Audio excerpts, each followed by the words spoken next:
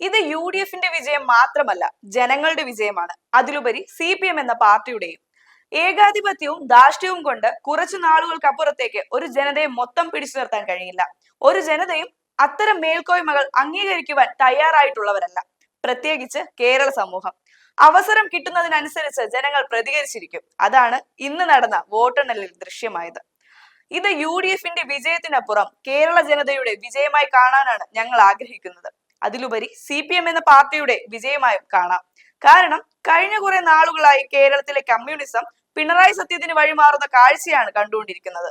ഒരു രാഷ്ട്രീയ പ്രസ്ഥാനം അതിന്റെ തകർച്ചയുടെ ഏറ്റവും വലിയ പടുകുഴിയിലേക്ക് വീഴുന്ന കാഴ്ച കഴിഞ്ഞ നാളുകളിൽ നാം കണ്ടു. പാർട്ടിയെ സ്നേഹിച്ച മുതിർന്ന നേതാക്കൾ അടക്കമുള്ളവർ പാർട്ടിയിൽ നിന്ന് വിട്ടുപോകുന്നതും നാം കണ്ടു.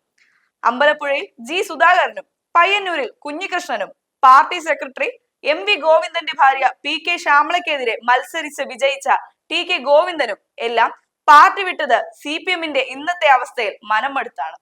എല്ലാം പിണറായി ആണെന്നും എല്ലാം പിണറായിസമാണെന്നും വിശ്വസിക്കുന്ന ചില നേതാക്കളുടെ കൂട്ടായ്മയായി പാർട്ടി അധപതിച്ചു. തിരുവായ്ക്ക് എതിർവായി ഇല്ലാതെ പാർട്ടി സെക്രട്ടറിയെ അടക്കം നിയന്ത്രിക്കുന്ന ശക്തിയായി പിണറായി മാറിയതാണ് ഇപ്പോഴത്തെ ഈ വലിയ പരാജയത്തിന് കാരണമായത്. സാധാരണക്കാരുടെ കീശയിൽ കൈയിട്ടു വാരുന്നതും കുടുംബത്തിനു വേണ്ടിയുള്ള രാഷ്ട്രീയ പ്രവർത്തനവും ജനങ്ങൾ മടുത്തു.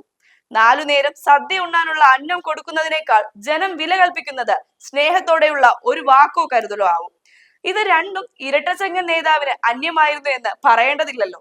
ഒരു വ്യക്തിയെ ക്യാപ്റ്റനായും കപ്പിത്താനായും ഉയർത്തിക്കാട്ടിയുള്ള തിരഞ്ഞെടുപ്പ് പ്രചരണം ആദ്യമായാണ് ഇടതുപക്ഷ പ്രസ്ഥാനങ്ങൾ മുന്നോട്ട് വെച്ചത്.